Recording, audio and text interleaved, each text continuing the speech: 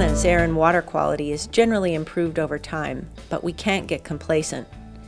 Recent environmental disasters, such as the Michigan tar sands spill of 2010, which was the worst inland oil spill in U.S. history, the pollution of drinking water for 300,000 West Virginians due to a chemical storage leak, the tragic billion-gallon coal ash contamination of the Emory River in Tennessee, the very recent contamination of Toledo's drinking water from toxic algal blooms linked to polluted farm field runoff could happen here in Indiana.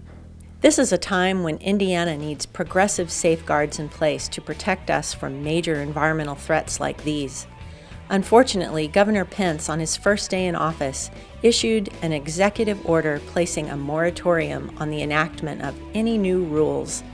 And some of our state lawmakers continue to push for legislation that would make it illegal to pass new environmental rules if they are deemed more stringent, in other words, more protective than what the federal EPA requires.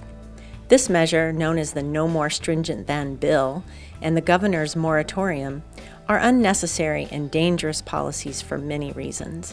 Both of these measures stem from the misguided view that the U.S. EPA has been too aggressive in wielding its regulatory authority at the expense of economic growth. This view is simply not true.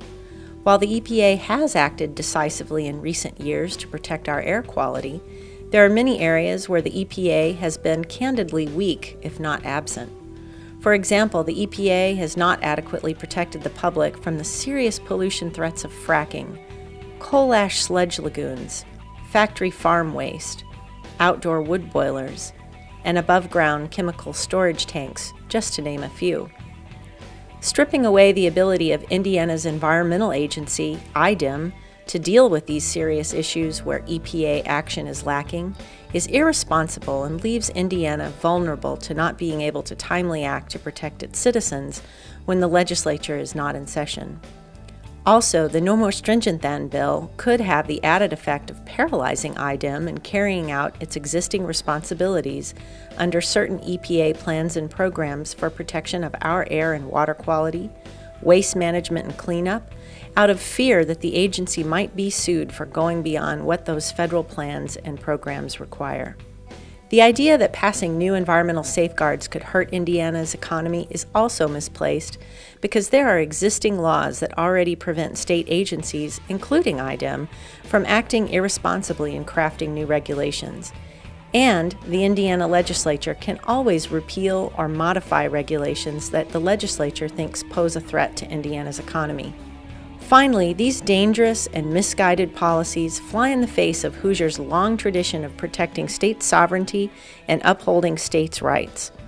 The governor's regulatory moratorium and the No More Stringent Than bill both stand in stark contrast to those conservative ideals by voluntarily giving up Indiana's ability to make its own decisions on how best to protect its people from environmental threats.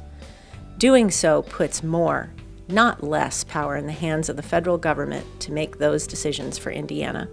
In the upcoming 2015 legislative session, we expect there will be an effort to pass No More Stringent Than legislation and to enact the governor's regulatory moratorium into law. To defeat these dangerous efforts, it is critical for our state lawmakers to hear our concerns. HEC's voice without yours will not be enough. Please contact your state legislators and let them know you oppose any effort to tie the hands of regulatory agencies whose job it is to protect our environment and health. Thank you.